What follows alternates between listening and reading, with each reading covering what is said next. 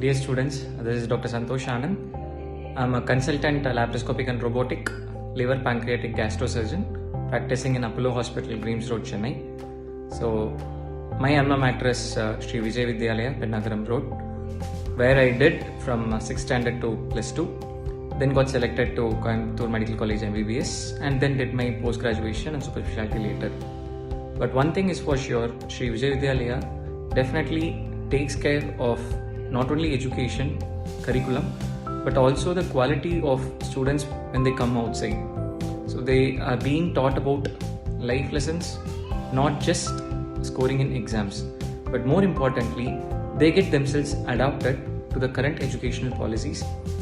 The process of selection of faculties are excellent, and the faculties are in par with the best faculties throughout the India for NEET. With very good results being produced for the past 5 to 10 years, I'm very sure that you are in very safe hands to aspire for NEET and get through the exams in a flying color.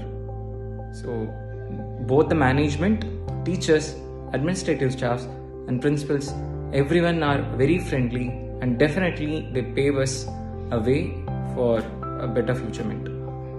So wish you all the best from me and come outside with flying colors.